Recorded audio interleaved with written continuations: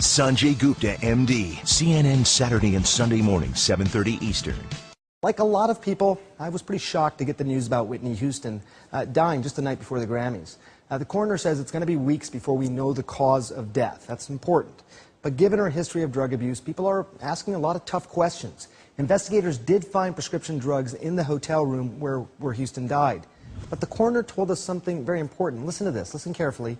Quote, "Nothing out of the ordinary was found as long as Houston was taking the medication as prescribed." As prescribed. That's a key point. As a doctor, I want to dovetail on that by giving you this shocking statistic.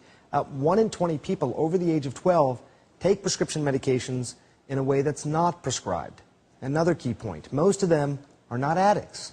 They're just careless, or maybe they didn't heed the warnings they were told.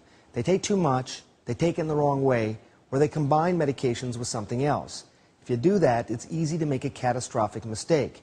And every 19 minutes, a person dies from prescription drugs. Now, this goes far beyond what may or may not have happened to Whitney Houston. I want to be clear on that. But I also want to talk to you about the dangers maybe that everyone faces at one point or another. So joining me from New York to talk about this is Dr. Petros Lavonis. He's Chief of Addiction Psychiatry at St. Luke's and Roosevelt Hospitals in New York City. Thanks for joining us. I imagine, Doctor, you like everybody else have paid attention to the story of what happened with Whitney Houston. But I did want to sort of make a couple points here. I want to ask you about them. Even legitimately prescribed medications can kill in combination with other drugs and sometimes alcohol, but even just small amounts of alcohol. I don't think a lot of people understand that. They're told, look, don't drink with these medications, but this idea that in combination they're so much worse. Can you explain what happens? Why is it so much worse? What happens to the brain? What happens to the brain is something that can be quite scary, actually, and that is the synergy, a synergistic effect. And synergy simply means that the total effect can be much, much bigger than the sum of the parts. So if you just drink alcohol, you have some kind of effect. Or if you just take, let's say, Valium or Xanax or one of those medications, you have another effect. If you take some painkillers, some opioid painkillers, you have another effect. But if you combine these three, then it's not just, the effect is not simply additive. It's not just 1 + 1 + 1 = 3. It's more like 1 + 1 + 1 = 5 or 6. And that is what gets a lot of people in trouble. Can you put this in a little bit of context? Because even as I've been talking about this, people have come up to me and said, look, I hear what you're saying about synergy, but I take sleeping pills. I might have something to drink at night before I go to bed.